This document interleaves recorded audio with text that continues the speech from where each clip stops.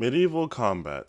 Something that almost every man has thought about at one point of his life. Whether it's being an undying knight, a scary assassin, or being part of the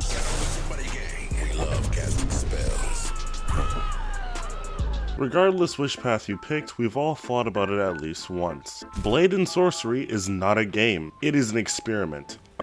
I say this because normally a game has rules and settings to follow. This game's tone is determined based off what you, the player, and what the game itself wants it to be at that moment. This game will either be the most accurate depiction of peak masculinity of soloing the entire world by yourself with your battle IQ alone, or the enemies having an AI so bad they can literally trip and die.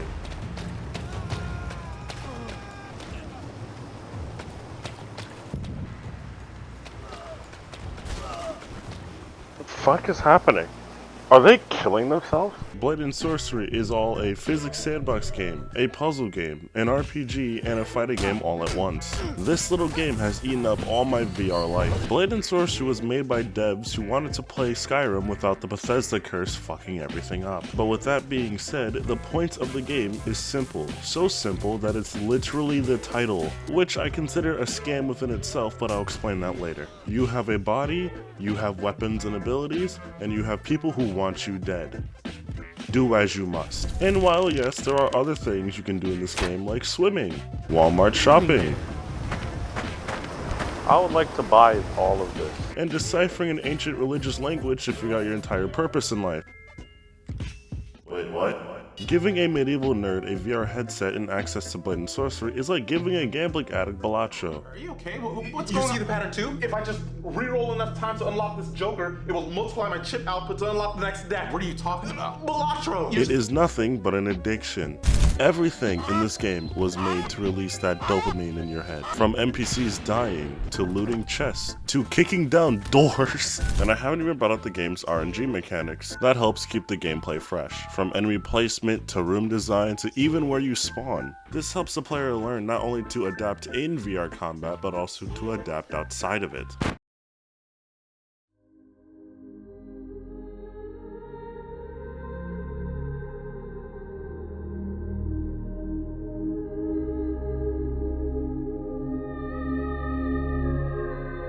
Now, I've never used any medieval weapon in my life, but this game probably has the most accurate feeling of using one, not to mention the variety of them too. From bows, swords, daggers, staffs, hammers, shield.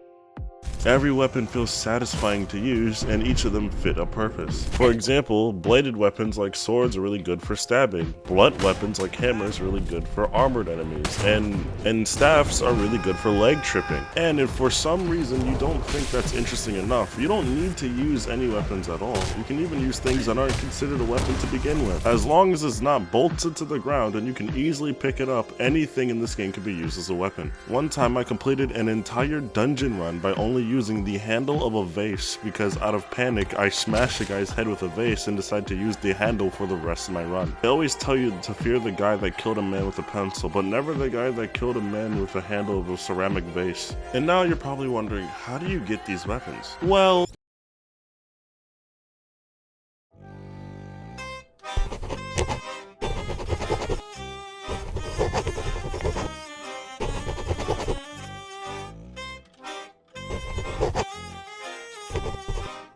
one of the things I love in this game, it's its progression and how it works. It's really simple, but because it's a VR game, the immersion of it all makes it a lot better. Early on in the game, you will find an island known as the Baron's Hideout. When you travel there, you will meet the Baron, otherwise known as Sakarian Kravana. You can tell how much I played this game. Who is a shopkeeper who doesn't know and or care about your journey or your motives, but he does know that he will gladly support you by giving you some of the best armor and weapons at a price. I say the best even though he's the only person you can get this stuff from, so this is probably one of my favorite video game shops ever, because it is an actual shop that you have to walk around and pick things up using your physical body like you're at a grocery store. But you have no idea how many VR games just resort to menus because that's just how it is. The only other game I know that is close to Blade and Sorcery like this is Boneworks, but I don't really count that because they're not really shops, they're vending machines. You don't get to just look at the things before you buy them. You get to pick them up and get the feel out of them. Test to see if you will actually use them in battle, or if you will actually wear it to protect yourself. Weapons and armor aren't just for looks, they have actual weight to them. The armor you wear is also important because depending on what you wear, it'll cause an impact of what you can do. Like yes, arrows will bounce off your body if you're wearing a full chest plate, but you won't be able to cast magic as easily. And your mobility will be slower, so not only will you move slower, but that also means you have to put more oomph into your actions because physics. Basically, when picking your armor, worry about 3 different attributes: your defense, your mobility, and your magic. You know what they say, dress for the role you want. This just shows how powerful immersion can be in video games, and especially how important it is when it comes to VR.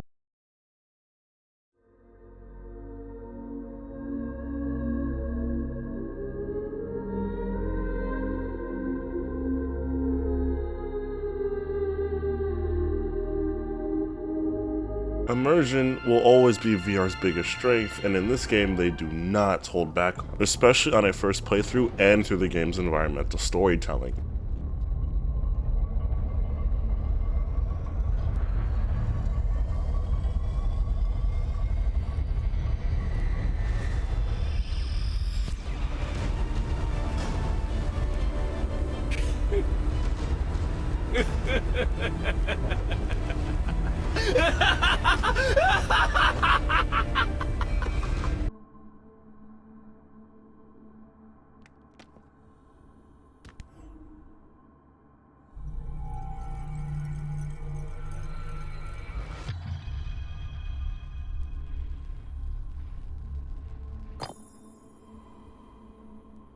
To give an example of how strong this game's immersion can be, for context, around the time of this game's full release, I had a doctor's appointment in which I had my blood drawn, and was told that I needed to rest my arms for a day or 2. I then asked if I couldn't play any VR games at the time, in which he said, no, you should be fine in doing that. I now realize he probably thought I was talking about games like VR Chat, but to keep things safe, I only wanted to do 1 boss run. That was it. And after going through all of that, I was just going to save my game immediately after and stop playing for the day. But what I did not know is that after your 4th boss run, your home gets invaded by a brand new faction that I'll explain later in the video. Not only was my arm getting painfully sore at this point, I was so immersed I forgot that quitting was an actual thing I can do, and out of pure hatred and out of pure anger and pure soreness, I fought in ways I didn't know I actually knew how to fight.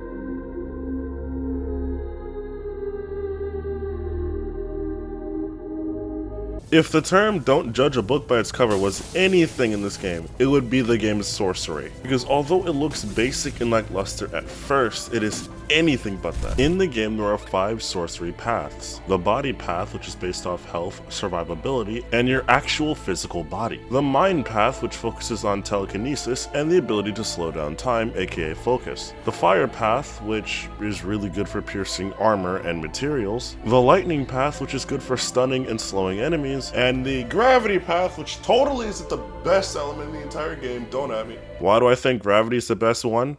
Man, shut up and watch this combo.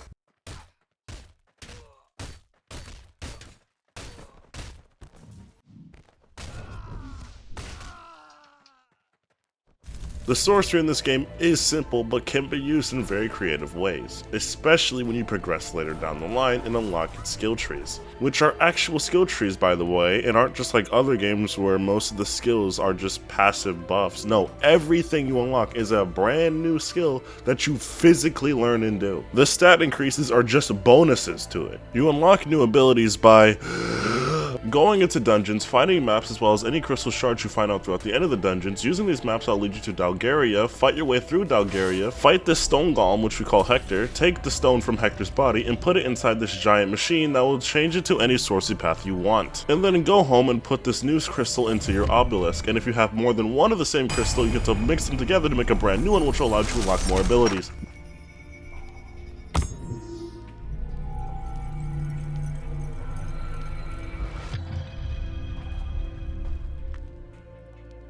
Did you get all of that? Well, if you didn't, I promise it's not as complicated as I made it sound. I just suck at explaining things as fast as possible, but the skills are worth it. Some abilities are committing literal kamehamehas, having thrown shields come back to you like your Captain America, tracking fireballs, the ability to literally cheat death,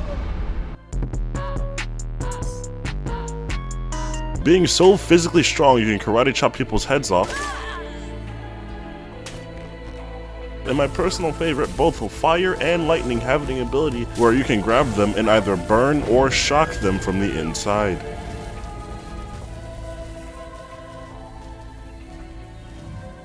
I promise I am mentally sane.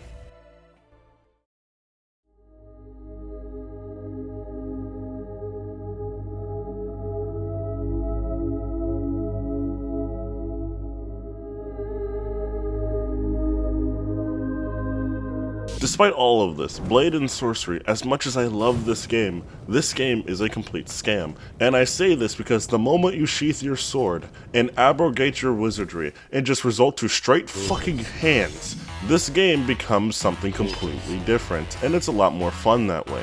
This game is the closest we will ever get to a VR Yakuza game. Every single fighting style you know can be done in this game if you are actually knowledgeable on how to fight, from MMA to boxing to wrestling. And if you are one of the lucky motherfuckers that have access to full body tracking, oh my god!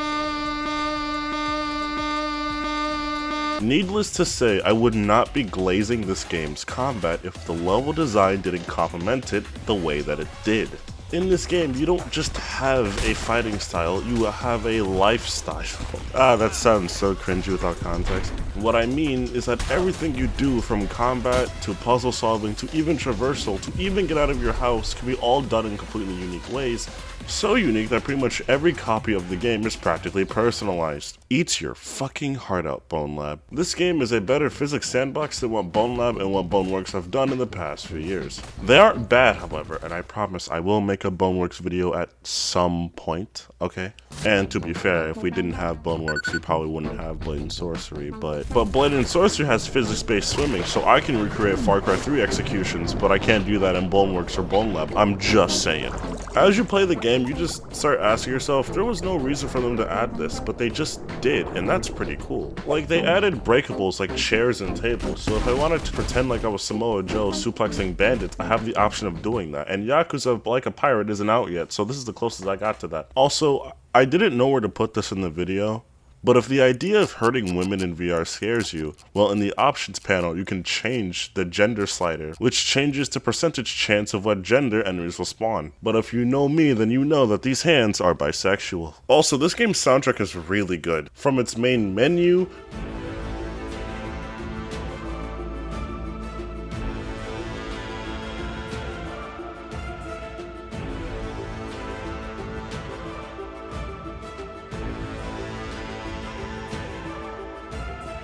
to its combat,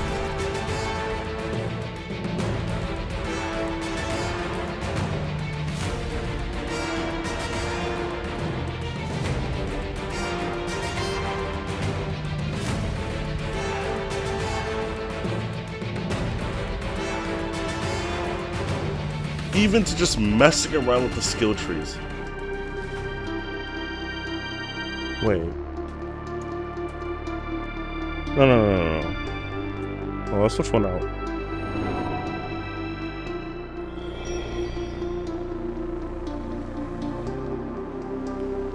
That's so cool.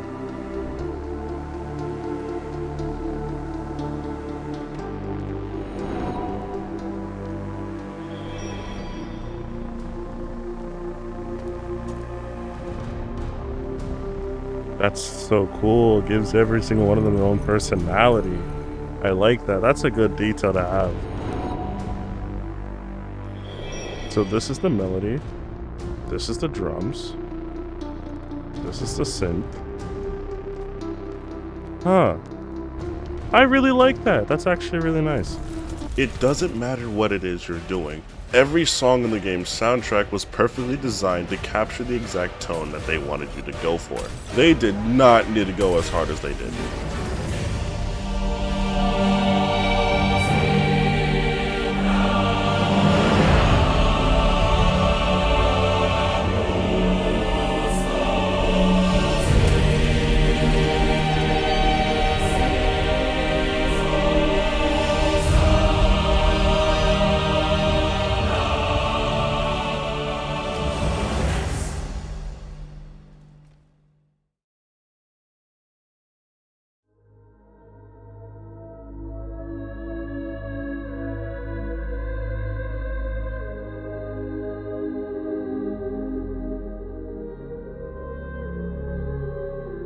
If you look up Blade and Sorcery on YouTube, there are normally 3 types of videos you will come across. Videos begging the viewer to believe that the creator of said video isn't crazy or borderline psychopathic by playing the game, mods showcasing videos. Hello Greebos and welcome. Oh, we'll get to the mods, don't you fucking worry, we will get to that, I promise. And of course, videos about the game's realism or people with actual medieval experience talking about the game's realism. But no one ever talks about the most realistic part of the game. Every AI has the intelligence of a medieval peasant. Being a history nerd, I can attest of reading some of the weirdest things to come from this era of what the average citizen would do during this time period. Both fictional and non-fictional, and I always said to myself I would hate to be in this era. It doesn't matter what faction you are fighting and what tools they have in their arsenal, they all have the collective IQ of the average Splatoon player outside the Nintendo sphere of gaming. I'm not even gonna talk about how little of a fuck the Baron actually gives. The Baron gives more upset when you steal his hat than he does when you try to actually cut his other arm off. Sometimes it feels like the enemies want to kill each other instead of you. This game's stealth is so satisfying yet confusing. Sometimes you can stand right next to a guy and they'll have no idea that you're there, but if you drop a rock right next to you, then the one guy across the room will scream attack and now you're more surrounded than a bisexual femboy in a VR chat lobby. Stealth in this game feels like more of a Gmod roleplay rather than an actual game mechanic. I was avoiding I don't really think that it's gotten to the point where it's like harassment or anything. Oh, he's harassing me. He's definitely harassing me. He just said he's gonna give my mum back shots. That's pretty harassment, mate. It's like playing pretend with your friends back in elementary school and everything is fine until that one annoying kid pretends he's God and breaks all the rules. And the lore you and your friends have been setting up for the past 3 recesses. Speaking of lore...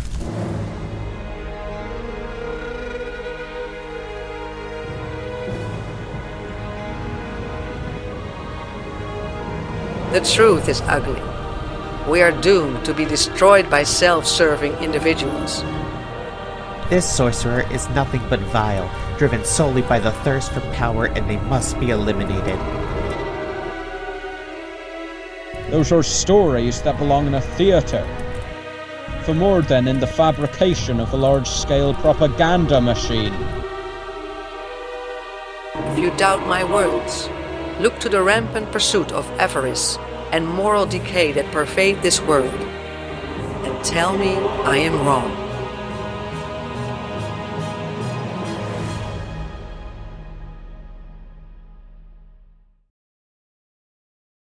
This game has a surprising amount of lore, especially since this game is treated as a sandbox game less than an actual campaign. But just like in Boneworks, none of the story and lore is directly told to you, and it's up to you to figure it out, except it's worse than Boneworks, since some of its juiciest lore is hidden behind a secret language called Dalgarian. Yes, the same language I've been using throughout the video, I've been secretly telling you the story of this game through it, because just like how the game wants you to decipher it, I want you guys to go through it as well. Besides, I know some of you watching are Splatoon fans.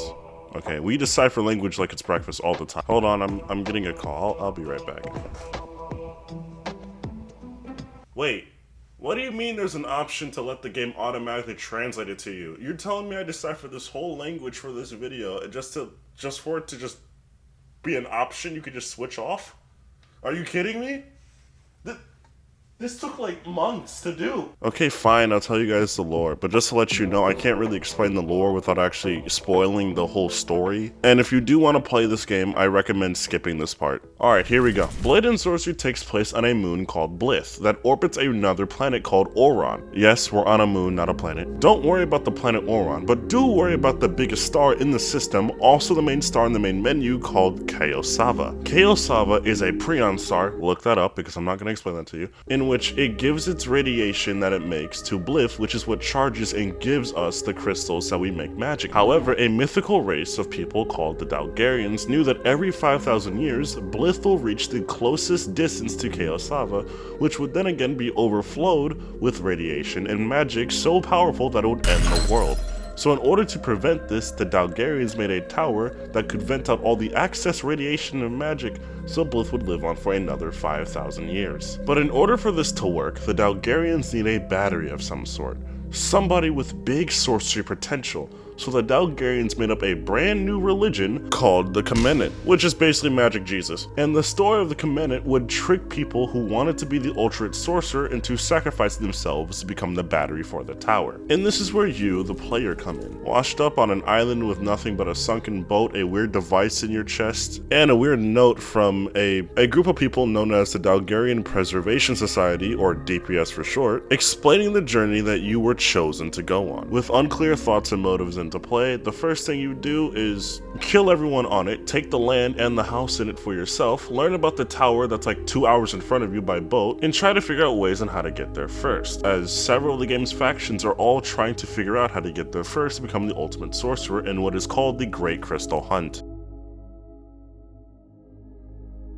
Speaking of the factions, I should probably talk about them. It's kind of funny that I'm only now talking about them. Each faction have their own difficulties and weaknesses, and they all want you dead. The first faction I'll talk about is the Outlaws, since they're the weakest and the easiest faction to deal with. Their weaponry is so bad you can't even use magic on them to make them stronger. Like I said, the Outlaws really aren't that powerful. They're only in the Great Crystal Hunt to actually sell the crystals rather than using it, and the select few of them that do use it aren't really good at it. The Wild Folk, which is the next faction, they believe in the Kemenet, but not only do they believe in the Kemenet, they also believe that you are the Kemenet, but evil and reincarnated, and they want you dead because of it. And considering all the crazy things you can do with this game, I don't blame them for believing that. The third faction is the Aradan Kingdom, a corrupt monarch government that hates anyone and anything that uses sorcery and will kill anyone who uses it. But the reason why I say they're corrupt is because they also use sorcery against you while constantly going around calling anybody who uses sorcery corrupt. But it's okay for them to do it because they have fancy little purification bracelets. It's okay when we do it, guys, because when we do it, it's pure of heart. And then you have the fourth and final faction known as the Eye,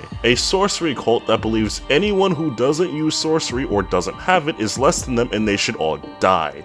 But you have sorcery, you may be asking. Why would they want to kill you? It's because they know what you're doing. You may not know what you're doing yet, but they know what you're doing. Remember when I was talking about the tower being used earlier? They know that if the tower is used, that means all the world's magic will be significantly weaker for a little while. And by little, I mean like maybe a couple centuries or so. I don't know. I mean, we don't really know. And compared to any other faction in the entire game, the Eye relies on sorcery a lot, which is also why they try to ambush you later on in the game. They also believe that you're the Kemenet because of course they do. After your 6th Dalgarian Ruin run, you now have access to the Dalgarian Tower and can pick one of two endings. The first ending, which is what everybody picks when they don't follow the lore, is the sacrifice ending where they get tricked by picking up the sword, and become the sacrifice.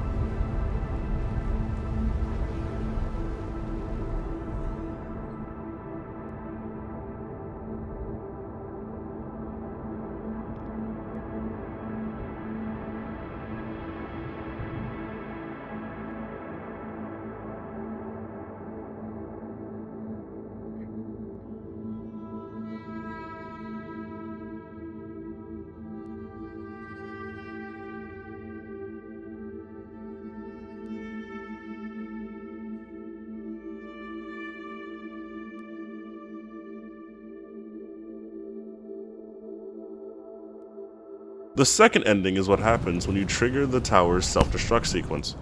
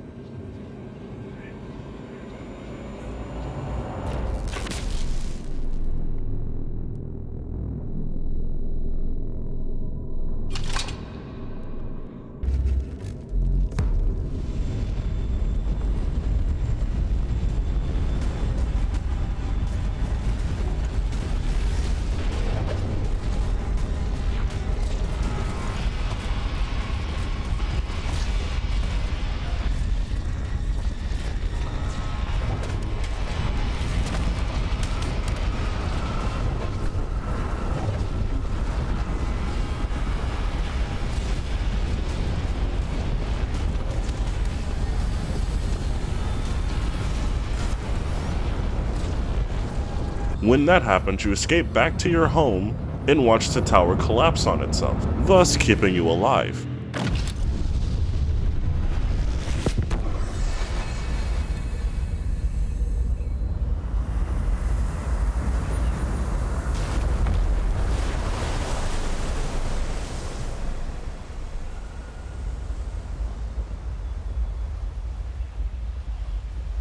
However, you doom the entire moon as the Chaosava Cataclysm will happen within a few months anyway. But hey, at least you get a cool new sword called the Sword of Na, which should have been called the Blade of Sorcery because it literally requires sorcery to be used, and it is literally the best vanilla blade and sorcery weapon in the entire game. That's right, I said vanilla, because this game has a really strong modding community. Probably some of the best modding communities I've seen in gaming, period, and that's not a joke. Not only do the devs encourage modding, but some modders have actually gotten the opportunity to work with the devs and or have joined the team entirely. Actually, fun story. The Baron, not the shopkeeper NPC, but the voice actor that goes by the same name, became the game's community manager because he saw a Reddit post years ago saying how there was no good VR games. And one of the main developers behind Blade and Sorcery, O.C.C.B, was actually talking about how he was developing one. Baron finds out about this and is given the chance to play the game himself. He loved it and tried his best to convince him and all the other developers that they should talk about this game as much as possible, which they were against. But once the game was being shown out there, Baron talked about it so much that O.C.C.B was like, hey, just join the team, bro. And that's how he became the community manager. If that story does not tell you how community-friendly Warp Frog is, I don't know what will. Alright, now on to the actual mods. There are so many weapon mods in this game, from real-life weapons from other time periods and other cultures, to adding every single blaster and lightsaber from every Star Wars, a bunch of anime weapons, and a bunch of character weapons like Dante's guns and Virgil's sword, Raiden's sword, Kratos' Blades of Chaos, Leviathan axe. Basically any shonen anime and character action game, there's going to be a weapon based around them. You also have spell mods of other elements like ice and earthbending that not only are they really cool, but they also have their other skill trees too, so they work really well with Crystal Hunt's progression. There's custom maps like fighting in space, or the Yakuza 3 Millennium Tower for some reason. I haven't even mentioned all the gore mods I can't even show because YouTube will kill me. Or overhaul mods that change the entire game, for example, one called I Need a Weapon, which adds almost every single Halo weapon as well as every armor and every enemy. Now they added in some maps, you can pretty much recreate certain Halo missions in VR. Now if you haven't noticed yet, I am slightly skimming all over the mod section in this video because if I were to go over all the mods I personally use and enjoy, this section alone will be just as long as the rest of the video. And besides, there are so many YouTubers who do nothing but talk about Blade and Sorcery modding. For example, Downloadable Content, aka Drifter, who literally makes a video every Monday showing off some of the newest and greatest mods. So if you are really interested in looking into the mods in this game, just check out his content. Blade and Sorcery, in my opinion, is probably one of the best VR games to play, and I highly recommend it, especially the PC version. Yes, you can get Nomad, which is the standalone Quest version, but if you have a PC, then play it there. For a dev team of like, what, 7 people? Okay, it's a small team, but it's not that small. But they did a beautiful job. Blade and Sorcery is just a fun game that just gives you all the tools it can and just says, figure it out. There is no right or wrong way to play this game, just as long as you get on and have some fun. But it also has an interesting background for people who want more of a reason for why the things in this game that happen to happen. And the best part about the lore is it adds on to it and doesn't hinder gameplay at the same time. Splatoon, I'm looking at you. And the lore is so interesting too. I really hope that they make extra content or do something with the lore. They have such a good foundation to stand on. Apparently while researching this video, the devs have said that they will not add any more lore or story to Blade and Sorcery after full release. Damn. While that is sad, the devs deserve a really good break because they've done a lot. Especially when you take the time to look into their development, they've done a lot. If you are going to play this game, I recommend making a Crystal Hunt playthrough where you start out with no magic, so you really have nothing. It makes early game progression more difficult, but more rewarding. But with that being said, you're not a real Blade and Sorcery fan until you do permadeath no sorcery only run. I'm joking. Anyway, the video is over. Feel free to like and subscribe. Thank you so much for 3K. I promise videos will not take as long as they have the past few months. Anyway, my name's O.C., and I'm out. Drink some water.